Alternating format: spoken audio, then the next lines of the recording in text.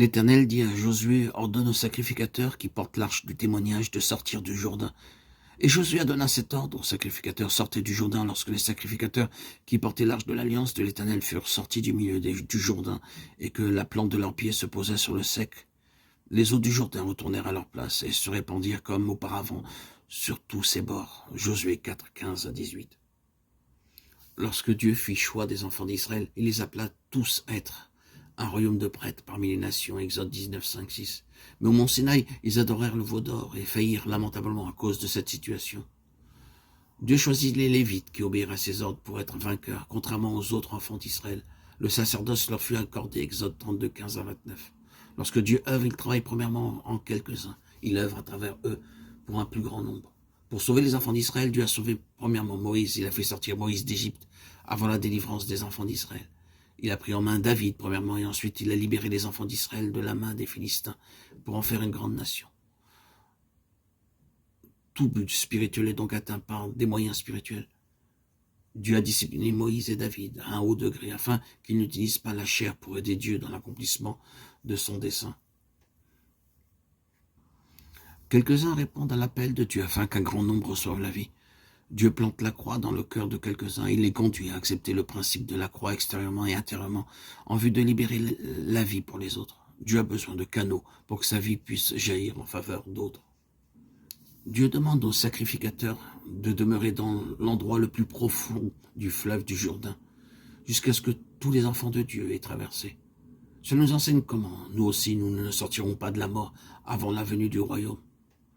Par bonheur, Josué, type de Christ, donna l'ordre « Sortez du Jourdain ». Notre Josué victorieux nous appellera aussi hors du fleuve de la mort et de cette façon inaugurera le commencement du royaume. Bien souvent, les croyants que nous ne sommes pas désobéissants au plein sens du terme, nous ne sommes pas cependant pleinement obéissants.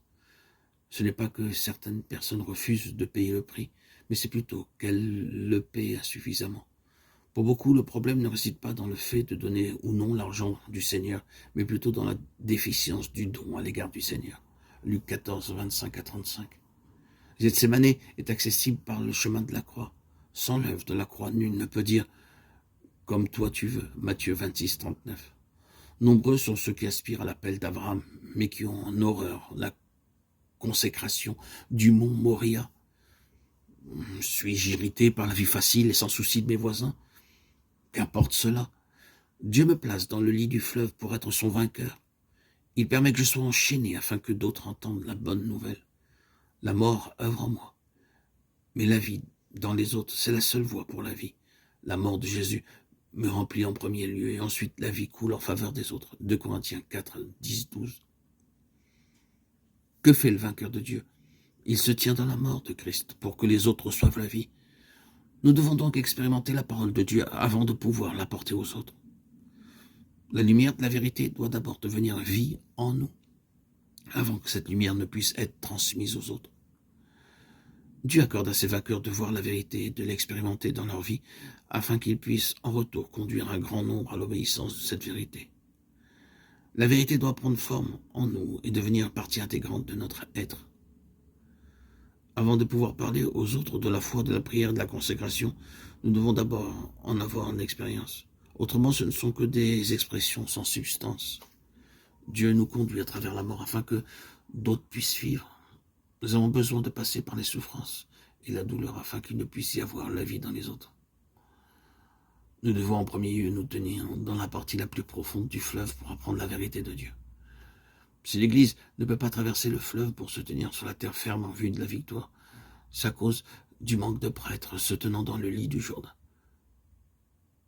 Seuls ceux qui demeurent dans les profondeurs du Jourdain pourront éveiller de l'intérêt chez les autres. La vérité profondément formée en moi incitera les autres à la rechercher. Beaucoup de vérités divines attendent d'être structurées en nous. Quand nous laissons la vérité œuvrer et se constituer intérieurement, nous permettons alors à Christ de grandir en nous. Les vainqueurs reçoivent la vie d'en haut pour nourrir le corps.